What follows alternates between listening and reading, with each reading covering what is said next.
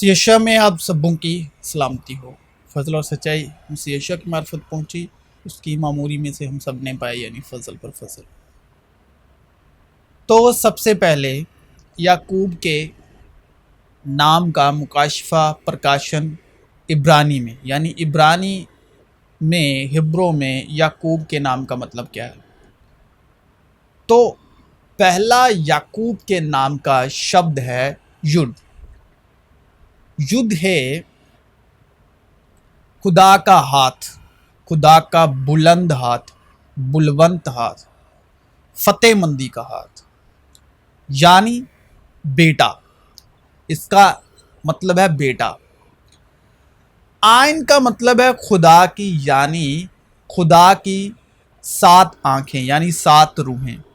اور قوف کا مطلب ہے صبح کا چڑھتا ہوا سورج۔ اب سورج کا کام کیا ہے؟ سورج کس لیے ہے؟ پھر پرمیشور نے کہا دن کو رات سے الگ کرنے کے لیے آکاش کے انتر میں جوتیاں ہو، اور وہ چنھوں، کس کو؟ چنھوں، اور نیت یعنی نردھارت طے ہوئے سموں اور دنوں اور ورشوں کے کارن ہوں، اور وہ جوتیاں آکاش کے انتر میں پرتھوی پر پرکاش دینے والے بھی ٹھہرے۔ پہلے نشان، چنھ اور نردھارت سما، دن اور ورش کا کارن ہو، اور پھر وہ جوتیاں آکاش کے انتر میں پرتھوی پر پرکاش دینے والی بھی ٹھہرے، اور ویسا ہی ہو گیا۔ تب پرمیشور نے 2 بڑی جوتیاں بنائیں، ان میں سے بڑی جوتی کو دن پر پربھوتا کرنے کے لیے اور چھوٹی جوتی کو رات پر پربھوتا کرنے کے لیے بنایا۔ یا کبھی خدا نے ایک قوم کو کسی دوسری قوم کے بیچ سے نکالنے کا ارادہ کر کے امتحانوں اور نشانوں اور معجزوں اور جنگ اور زوراور ہاتھ اور بلند بازو، زوراور ہاتھ یعنی بلند بازو کا مطلب ہے یدھ، اور ہولناک منظروں کے وسیلے سے ان کو اپنی خاطر برگزیدہ کرنے کے لیے وہ کام کیے جو خداوند تمہارے خدا نے تمہاری آنکھوں کے سامنے مصر میں تمہارے لیے کیے۔ ٹھیک ہے، یعنی قوف۔ قوف کا مطلب ہے نشان دکھانا، خدا کے ہاتھوں کے کام دکھانا۔ یڈ اور قوف اور بیت۔ بیت ہے، بیت کا مطلب ہے خدا کا گھر، یعنی خدا کے گھر کا روشن چراغ۔ یعقوب کے نام کا مطلب ہے عبرانی میں، یعنی خدا کے گھر کا روشن چراغ، جس پر چراغ کا مطلب سورج، جس پر خدا کا ہاتھ ہے اور نگاہ ہے، اور جس کے وسیلے خدا اپنے ہاتھ کے کام ظاہر کرتا ہے، یعنی اپنے ہاتھ کے کاموں کو، نشانوں کو، معجزوں کو ظاہر کرتا ہے۔ یعقوب کے نام کا مطلب ہے کہ اسرائیل میرا پتر ورن میرا جیٹھا ہے، یعنی پہلے یڈ یعنی اپنا ہاتھ کہا، اپنا بلونت ہاتھ کہا۔ جب اسرائیل بالغ تھا تب میں نے اس سے پریم کیا اور اپنے پتر کو مصر سے بلایا، کیونکہ جس سے خداوند محبت رکھتا ہے اسے تنبیہ بھی کرتا ہے، اور جس کو بیٹا بنا لیتا ہے اس کے کوڑے بھی لگاتا ہے۔ اب اسرائیل کے نام کا مکاشفہ عبرانی میں یڈ یعنی خدا کا بلند بازو، فتح مندی کا ہاتھ، یعنی بیٹا یعنی مسیح یسوع۔ سو میں اپنا ہاتھ بڑھاؤں گا اور مصر کو ان سب عجائب سے جو میں اس میں کروں گا مصیبت میں ڈال دوں گا، اس کے بعد وہ تم کو جانے دے گا۔ تب میں مصر کو ہاتھ لگاؤں گا، یعنی یڈ لگاؤں گا، اور اسے بڑی بڑی سزائیں دے کر اپنے لوگوں بنی اسرائیل کے जत्थों को मुल्क मिस्र से निकाल लूँगा। सो तू बनी इज़राइल से कह कि मैं खुदावन हूँ और मैं तुमको मिस्रियों के बोझों के नीचे से निकाल लूँगा और मैं तुमको उनकी गुलामी से आज़ाद करूँगा और मैं अपना हाथ बढ़ाकर यानी युद्ध बढ़ाकर और उनको बड़ी बड़ी सजाएं देकर तुमको रिहाई दूँगा। दूसरा है शिन। शिन की जो पिक्टोग्राफी है, तस्वीर है, वो है दांत, और इसका तर्जुमा है दांतों के साथ चबाकर खाना यानी ख़त्म करना। यानी मिस्र को जिसमें इज़राइल गुलाम था उसको गुलामी से आज़ाद किया और ख़त्म किसको किया? मिस्र को, मिस्र की गुलामी को। क्योंकि किताब मुकद्दस में फ़िरौन से कहा गया है कि मैंने इसीलिए तुझे खड़ा किया कि तेरी वजह से अपनी कुदरत ज़ाहिर करूं और मेरा नाम तमाम रोए ज़मीन पर मशहूर हो। बस वो जिस पर चाहता है रहम करता है और जिसे चाहता है उसे सख्त कर देता है। सो खुदावन ने उस दिन इज़राइलियों को मिस्रियों के हाथ से इस तरह बचाया और इज़राइलियों ने मिस्रियों को समुंदर के किनारे मरे हुए पड़े देखा, इसलिए कि मैं उस रात मुल्क मिस्र में से होकर गुजरूंगा और इंसान और हैवान के सब पैलौठों को जो मुल्क मिस्र में हैं मारूंगा यानी शिन करूंगा, और मिस्र के सारे देवताओं को भी सज़ा दूंगा। मैं खुदावन हूँ। रैश का मतलब है आदमी का सिर, इज्जत यानी मुखिया, मालिक, लीडर, सर बुलंद करना, और खुदावन तुमको सिर ठहराएगा यानी लीडर यानी इज्जत देगा। और यकूब यानी इज़राइल एक आदमी है, आदमी का सर मसीह है और मसीह का सिर खुदा है। अलफ का मतलब है खुदा एक है। लामत का मतलब है खुदा चरवाहा है। इज़राइल का जो इब्रानी तर्जुमा है कि खुदा अपने बुलंद हाथ से मिस्रियों को ख़त्म करके गुलामी से आज़ाद करवाएगा। किसको? इज़राइल को, इज़राइल को, और उनकी अच्छे चरवाहे की तरह गल्ला बानी करेगा। ये इज़राइल का इब्रानी तर्जुमा है। खुदावन मेरा चौपान है, ये सुनेगा अच्छा चरवाहा मैं हूँ। तुझ में ए इज़राइल मैं अपना जलाल जाहिर करूँगा। और यकूब अकेला रह गया और पाँव फटने के वक्त तक एक शख्स वहाँ उससे कुश्ती लड़ता रहा।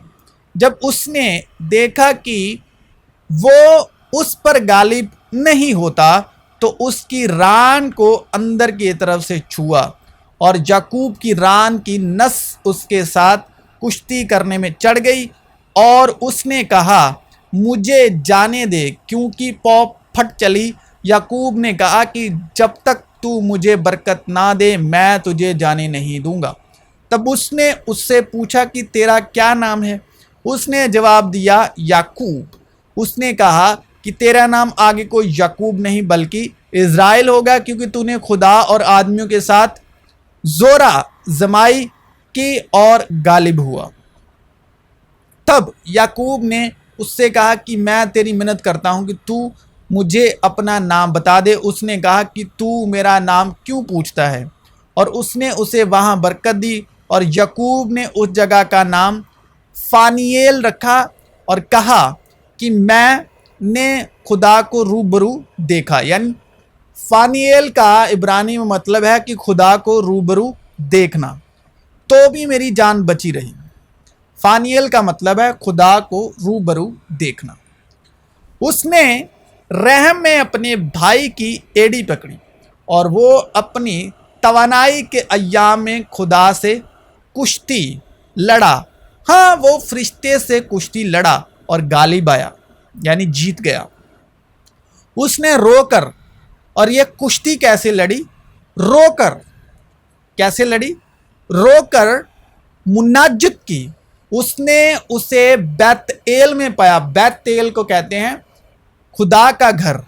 بیت کہتے ہیں خدا کا گھر. بیت ایل عبرانی میں خدا کا گھر. بیت ایل میں پایا اور وہاں وہ اس سے ہم کلام ہوا. یعنی خداوند رب الافواج یہوہ اس کی یادگار ہے. پس تو اپنے خدا کی طرف رجوع لا، نیکی اور راستی پر قائم اور ہمیشہ اپنے خدا کا امیدوار رہے.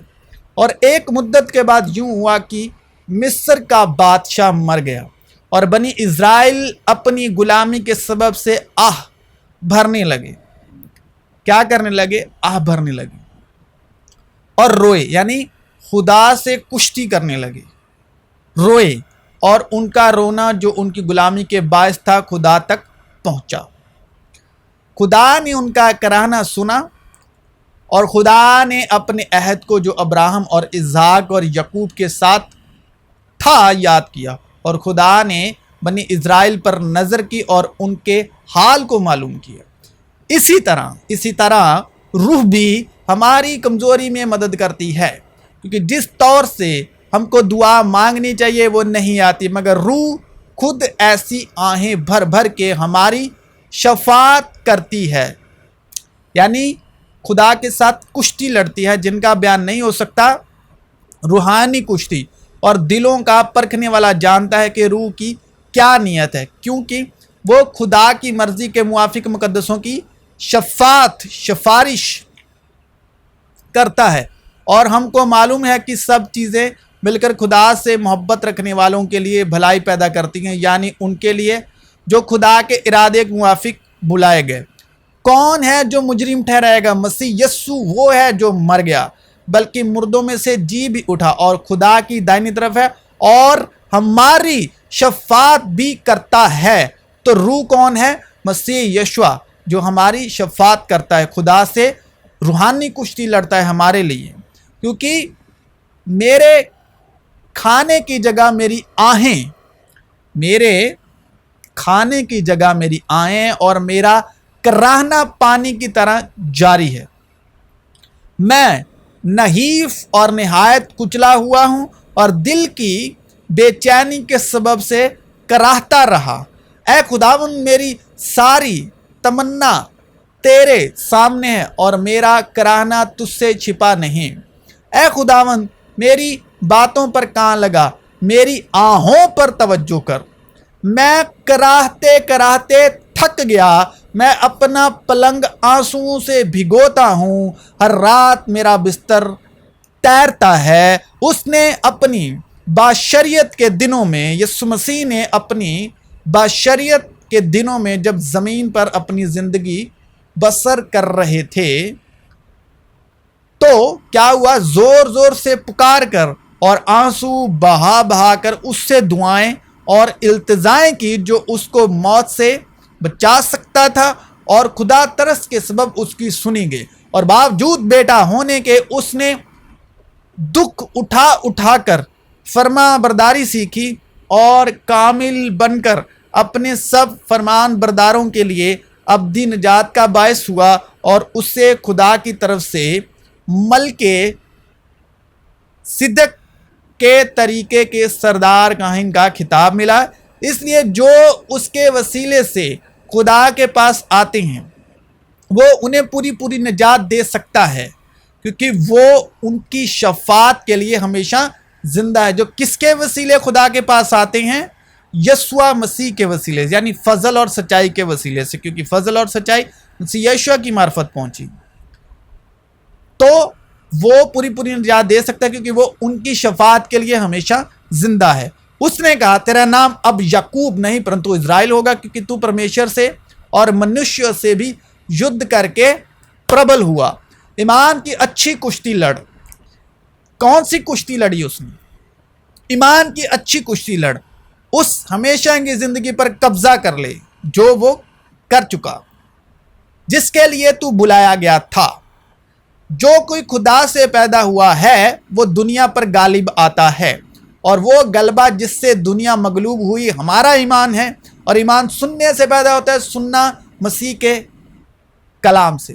ایمان کے بانی کامل کرنے والے مسیح یشوع کو تاکتے رہیں، اور پھر یہ کہ میں اس پر بھروسہ رکھوں گا، اور پھر یہ کہ دیکھ میں ان لڑکوں سمیت جنہیں خدا نے مجھے دیا، پس اس صورت میں کہ لڑکے خون اور گوشت میں شریک ہیں تو وہ خود بھی ان کی طرح ان میں شریک ہوا، تاکہ موت کے وسیلے سے اس کو جسے موت پر قدرت حاصل تھی یعنی ابلیس کو تباہ کر دے، اور جو عمر بھر موت کے ڈر سے غلامی میں گرفتار رہے انہیں چھڑا لے، کیونکہ ضرور ہے کہ یہ فانی جسم بقا کا جامہ پہنے اور یہ مرنے والا جسم ہمیشہ کی زندگی کا جامہ پہنے، اور جب یہ فانی جسم بقا کا جامہ پہن چکے گا اور یہ مرنے والا جسم ہمیشہ کی زندگی کا جامہ پہن چکے گا، تو وہ جس کے پاس بیٹا ہے اس کے پاس زندگی ہے، جس کے پاس بیٹے کی روح نہیں اس کے پاس زندگی نہیں۔